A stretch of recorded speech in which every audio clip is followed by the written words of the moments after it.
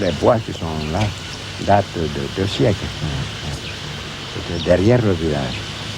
Alors donc, je suis né à l'école du malheur. À 3 ans, j'ai perdu mon père. Et à 5 ans, j'ai perdu mon oncle unique. Vous savez, nous sommes de la ligne matrilinéaire. L'oncle comptait beaucoup plus que le père. Mais j'ai perdu les deux. Et vous avez été élevé par qui? J'ai été élevé par mes tantes. Oui. Mes tantes. Très tôt, j'ai eu la chance de réussir très vite à l'école. Donc j'ai quitté le village. À 10 ans, j'étais déjà à l'EPS à Bingerville. Et à 13 ans à Gorée. À 20 ans, je sortais médecin. Le village donc est formé par les descendants de ces 5 enfants de Boigny et de Cocobré. Nous qui sommes dans cette cour sommes les descendants de la femme, parce que c'est la ligne matrilinéaire qui a le pas sur les enfants des frères. Et ici, en face de nous, c'est la maison de la sœur aînée, peut-être, ici. À sa droite, c'est Madame Pokou, veuve Pokou, sa sœur. À sa gauche, Guénaba Sissé, c'est une cousine, mais fille d'une tante à nous, tante. Donc, il n'y a pas, dans notre langue, chez tous les Akans, c'est pas seulement chez nous, au Pays Baoulé, il n'y a pas de mot pour distinguer le cousin et la cousine issus des tantes utérines. Ce sont des frères au même titre que les autres, ayant les mêmes droits que les autres. C'est notre salle connue, le conseil de la famille. Voilà. C'est votre sœur aînée qui préside le conseil. Qui préside, qui s'assoit là. Moi, je reste à côté d'elle. Elle vous autorise à vous asseoir à côté d'elle? Oui, je m'assois là. Et les 2 sœurs, les couilles. Ah, vous pouvez vous asseoir. C'est pas sacré. Alors, oui, vous pouvez. Et les membres de ceux que nous, les membres de la famille, les descendants de 4 sœurs sont ici, et les cousins descendants de nos frères, les représentants des... Alors nous traitons nos affaires de famille ici. Par exemple, si on vient demander la main d'une femme chez nous, eh bien c'est dans cette salle que nous donnons la réponse. Tout le monde est chasseur ici. Dans ces pays, on vivait de beaucoup d'animaux sauvages, puisque ce n'était pas un centre d'élevage avec la trépanosomiase animale. L'élevage était très difficile autrefois, dans la zone forestière. Donc, on s'alimentait davantage du produit de la chasse. Et tout le monde était chasseur. Alors moi, un jour, j'ai été à la chasse, près de la plantation de mon frère là-bas, et j'ai vu, il y avait en ce temps-là beaucoup de singes. Et j'ai pris le fusil, j'ai visé entre plusieurs singes. J'ai fermé même les yeux pour appuyer sur la gâchette parce que je ne suis pas chasseur. Quand j'ai ouvert les yeux, je voyais qu'il y avait un singe et une guenon qui étaient grièvement blessés et à côté un petit. J'ai gardé cela dans la mémoire. J'ai vu cette guenon qui, à 3 reprises, me fixait. Elle revenait à son petit, puis elle est morte. J'ai pris le petit, je ne peux plus la sauver. Et ça a été pour moi la condamnation définitive. Je n'ai jamais chassé, je n'ai jamais tué une poule. Je marche sans une aiguille sur moi. C'est Dieu qui me protège.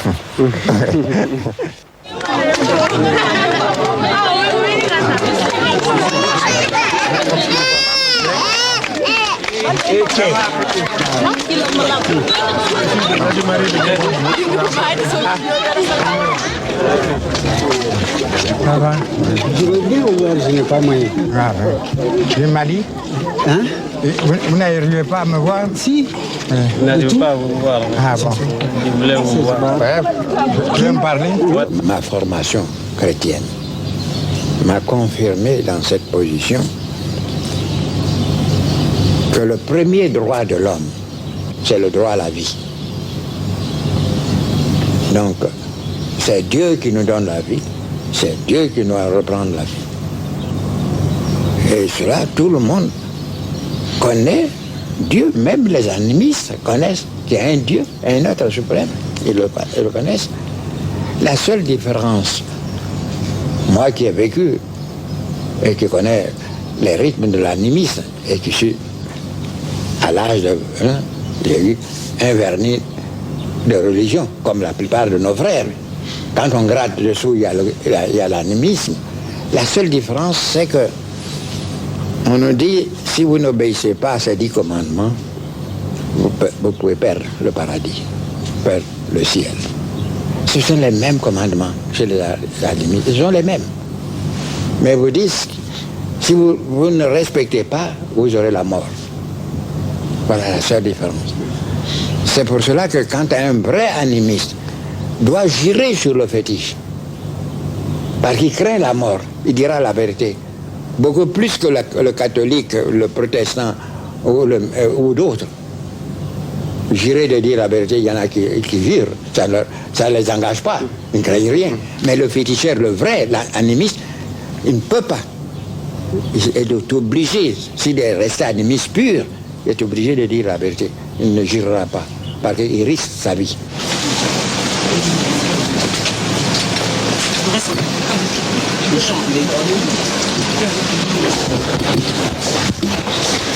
La voiture passe ici. Oui. Dépose le corps, elle ressort de l'autre côté. Vous avez tout prévu? Oui, oui, oui.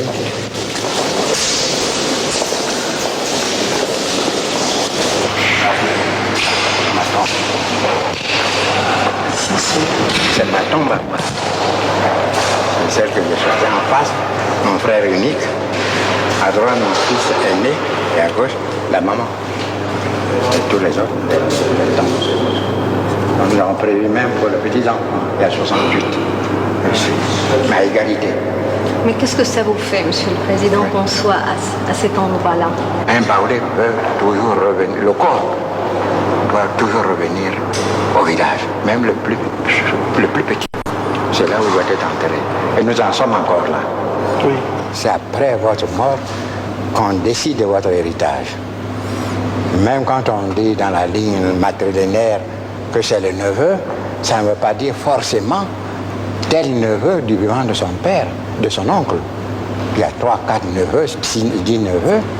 On choisit celui qui pourrait le mieux servir la cause de la famille. Parce que le legs est individu, on ne partage pas. C'est pour toute la famille. Vous êtes le gardien. Et dans la coutume Macan, vous avez la faculté d'augmenter ou de ne pas augmenter l'héritage que vous avez obtenu de vos ancêtres. Mais en aucun cas, vous n'avez le droit de diminuer d'1 gramme cet héritage. Mais cette conception, Monsieur le Président, vous l'élargissez au champ du politique, de l'héritage politique? C'est la même chose. C'est la même chose. Il faut que le meilleur, celui qui pourrait le mieux assurer la pérennité de l'œuvre, que Dieu nous aide à le désigner. Ou ceux qui, demain, seront chargés de désigner, choisissent le meilleur.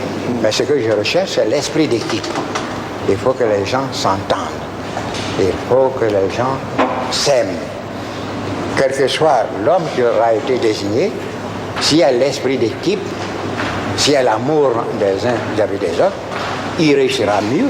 Moi, je n'ai fait que débroussailler le chemin. C'est lui qui va l'élargir. Eh bien, il faut que la suite soit plus heureuse. Mais cela ne se peut que dans un climat de confiance. De confiance.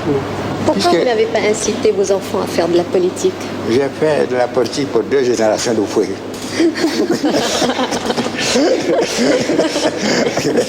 Je crois que c'est beaucoup.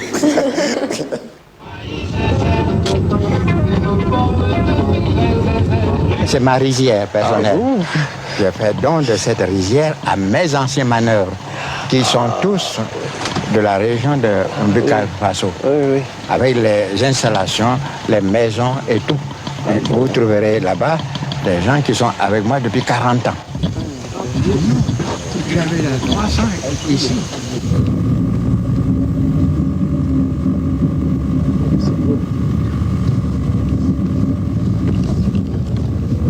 Monsieur le Président, vous êtes tellement entouré par votre peuple, par vos collaborateurs, par des gens qui vous aiment. par votre famille. Mais est-ce que on ne vit pas quand même une grande solitude quand on est au pouvoir?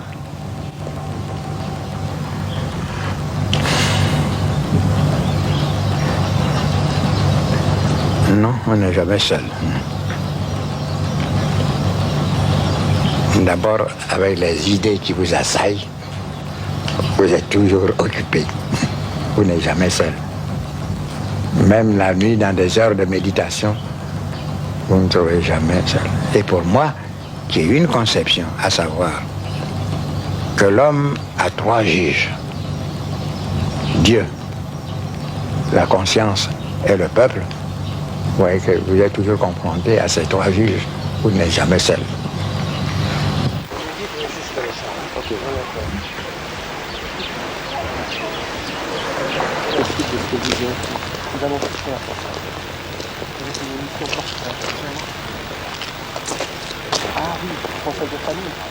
Ce qui nous différencie de nos frères des pays développés qui connaissent l'écriture, c'est que la mémoire est plus paresseuse chez vous, puisque vous confiez tout au papier.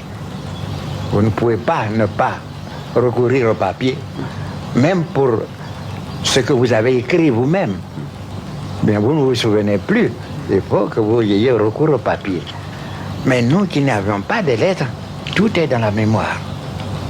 J'ai connu un vieux qui m'honorait de son amitié, me considérait comme son fils, le vieux Bon Koulibaly, chef de Korogo, qui est mort à l'âge de 115 ans. J'allais le voir.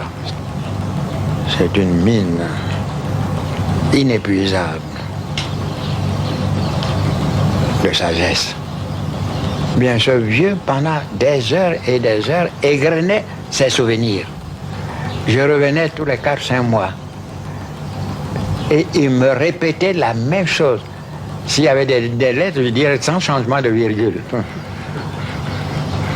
Notre mémoire, quand je vois par exemple un Français faire un discours, il y en a très peu d'orateurs qui ne se servent pas de papier. Mais nous, si c'est dans notre langue, je peux parler pendant 10 heures. Est-ce que j'ai besoin de notes? C'est la mémoire qui me relate tout ceci. J'ai pu vous dire, il y a une chose que, comme nous ne connaissions pas les dates, je suis obligé de les noter. Mais de l'âge de 5 ans jusqu'à ce jour, je me souviens de tout ce qui s'est passé dans ma vie. Il n'y a pas un seul homme, même si l'esclavage est doré, qui ne veuille sortir de cet esclavage. Mais pendant toute la colonisation, nous avons eu des contacts humains au niveau de notre territoire, les anciennes colonies, avec des Européens, les Français qui vivaient chez nous. Nous avons géré des affaires communes, ensemble, dans les communes de plein exercice, de moyen exercice, dans les assemblées territoriales, dans les assemblées fédérales, au niveau de Dakar, de Brazzaville et de Tananarive. Et certains d'entre nous sont allés au Parlement français. Et quelques-uns comme moi ont eu le grand insigne honneur de siéger dans le gouvernement français. Ceci n'a pas existé. Nous sommes ici 60 tribus, avec des dialectes différents. Nous ne comprenions pas. Même à la côte, il y a des centres éloignés les uns des autres de 3 ou 4 kilomètres qui ne se comprenaient pas. Donc, la langue de compréhension, c'est la langue française. C'est notre langue à tous maintenant. Elle doit être enrichie par rapport des uns et des autres. Il y a des noms d'arbres ici que vous êtes obligés d'apprendre avec nous. L'acajou, ça n'existe pas chez vous. L'iroko, ça ne existe pas. Mais c'est devenu non d'arbres en français. Comme nous aussi, nous parlons de sapins, des ormes, des bouleaux et tout ceci. Eh bien, nous aussi, nous avons enrichi notre vocabulaire sur le plan de l'agriculture, des bois. Bien, je crois que c'est un double enrichissement. Un jour, j'arrivais à Paris et il y a un président qui me disait « On vous attend à la Sorbonne ». Je dis « Qu'est-ce que je vais faire ?» Pour un titre, docteur honoris causa.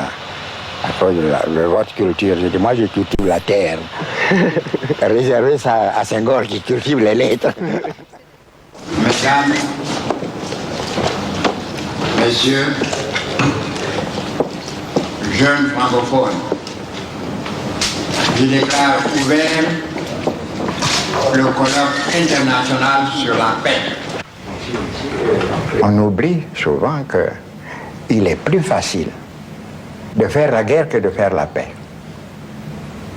Et quand le dialogue n'a pas fait l'économie de la guerre, un jour il faudra bien mettre fin à cette guerre. Et il faudra recourir au dialogue, négociation au dialogue. Mais dans des conditions difficiles. Après des destructions de tant de vies humaines, de biens matériels, il y a une citadelle de méfiance qui s'installe, difficile à démolir. C'est pourquoi nous avons préféré, nous, le dialogue que nous considérons comme l'arme des forts. Et pour l'Afrique, c'est très important, la paix. C'est l'indispensable. C'est le préalable à tout développement harmonieux de l'Afrique. Le peu que nous avons réussi, tout est relatif, malgré la crise en Côte d'Ivoire, sans une goutte de pétrole, sans un kilo de fer, de cuivre, de bauxite, d'uranium, de manganèse, nous l'avons obtenu grâce au travail de nos paysans, mais dans un climat de paix sociale. C'est vous dire combien nous sommes attachés à la paix et combien nous devons la soigner comme la prunelle de nos yeux. Et nous savons que ce n'est pas facile. Comment doit-on interpréter, Monsieur le Président, votre absence au dernier sommet de l'OUA qui a eu lieu à Addis Abeba? J'ai peur de l'avion. On me demande pourquoi. Je suis toujours avec le peuple et dans le peuple. Je vais vous donner une image pour illustrer ma conduite. Le plus gros poisson de nos fleuves, c'est le capitaine. Mais on nous dit, nos proverbes nous disent, le capitaine hors de l'eau n'est plus rien. Moi, hors du peuple, je ne représente plus rien. C'est pourquoi je demeure dans le peuple, avec le peuple. Quel est le titre que vous chérissez le plus, Monsieur le Président ou Nanan Houphouët-Boigny? Non, c'est M. Houphouët-Boigny.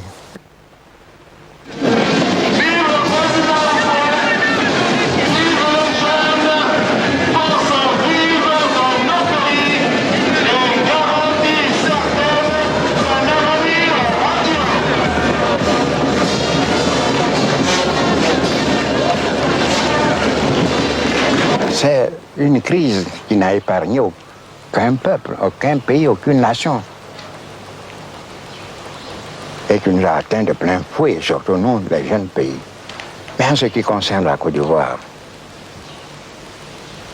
nous avons deux grandes ressources, deux principales, le café, le cacao. Ces deux productions ne sont pas atteintes par la crise.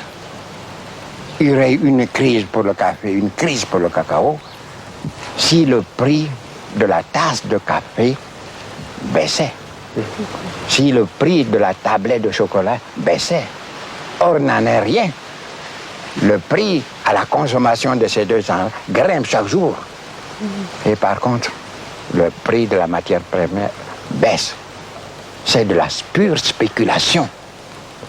Tant que l'esprit de spéculation présidera aux échanges entre pays nord-sud, il n'y aura pas de solution à nos problèmes. Il faudra attendre que les spéculateurs, peut-être un peu rassasiés, permettent de reprendre le cours normal des choses. J'ai reçu Mitterrand ici. Je lui ai dit ceci. Du jour au lendemain, le prix de nos matières premières qui alimentent notre budget et sur qui nous comptons pour l'amélioration de notre niveau de vie et de cadre de vie, du jour au lendemain a baissé de moitié, de plus de la moitié. Est-ce que dans les pays développés, si vous arrivez à subir une telle diminution, est-ce que vous mesurez la tempête de protestation, voire de révolte, qui menacerait vos régimes? Nous sommes obligés d'accepter, parce que nous ne pouvons rien faire. Qu'est-ce qu'on nous reproche? On nous retorque chaque fois. C'est la loi du marché. Il y a la loi du marché entre deux pays d'égal développement. Mais quand un pays fixe le prix des matières premières du partenaire, les marchandises qu'il exporte chez ce partenaire, fabriquées le plus souvent à partir des matières premières insuffisamment payées, en plus des services qui coûtent cher. Comment pouvez-vous parler de la loi du marché? Est-ce que la loi du marché est respectée entre vous et les Japonais? Hein? Oui. Quand les Japonais vous demandent la loi du marché, vous rétorquez par quoi? Par des contingentements. Vous me vendrez tant d'automobiles, mais vous ne laisserez pas envahir notre marché par votre production. Mais un jour viendra. Pourquoi pas? La vie est une course de la naissance à la mort. Et c'est une course dans les réalisations. Eh bien, puisque personne n'a encore atteint le but, nous n'avons pas le droit, nous, de nous décourager. On ne gise pas au départ dans la course. C'est à l'arrivée. Comme personne n'est encore arrivé, eh bien, nous avons notre place dans la course. Et nous devons nous armer de suffisamment de patience et de foi. Personne n'a choisi sa date de naissance. N'est-ce pas? Personne. Personne ne peut choisir la date de départ. Dans le passage, comme médecin, je sais que quand l'heure a sonné, que vous ayez deux malades de même âge, atteints de la même maladie, vous les assistez de la même manière, l'un dont l'heure n'a pas sonné peut guérir et l'autre peut mourir en vos mains. Bien, je suis donc arrivé à cette conception et que on ne doit pas craindre, et c'est une fatalité. Malheureusement, j'avoue quelque chose, vous ne me croirez peut-être pas, j'ai peur d'une seule chose, de l'avion. À l'état viscéral, j'ai peur de l'avion. C'est ce que je crains.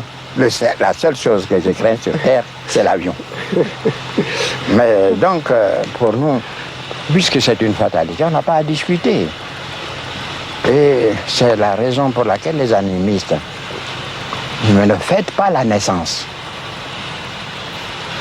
mais fêtent la mort. Parce qu'avec la naissance, on reste avec celui qui vient de naître pendant des années. C'est ça. Mais on se sépare sur Terre définitivement avec celui qui part. Alors il faut fêter son départ pour qu'il ne soit pas triste de l'autre côté. Il faut que nous armons beaucoup de patience. Il faut travailler, mes frères africains. Il faut produire davantage. Il faut amener petit à petit votre jeunesse à la science, à l'informatique.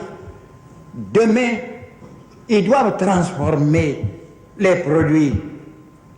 Alors on parlera un demain que nous souhaitons le plus proche possible.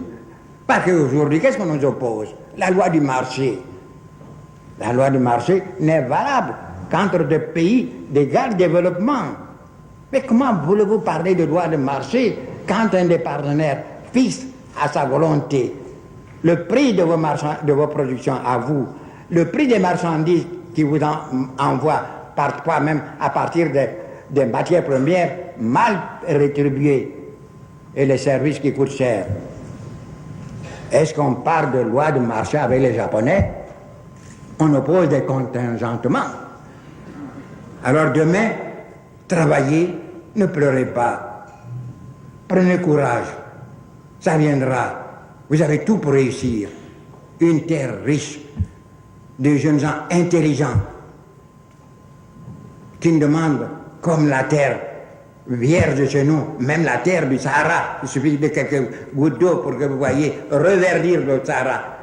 Bien, ces intelligences qui seront fondées avec le concours des autres, bien, vous pourriez traiter dans 50 ans, dans 30 ans, qu'est-ce que 20 ans, 30 ans dans la vie des peuples, quand le monde compte des milliards d'années d'existence. Ne vous découragez pas, je l'ai dit.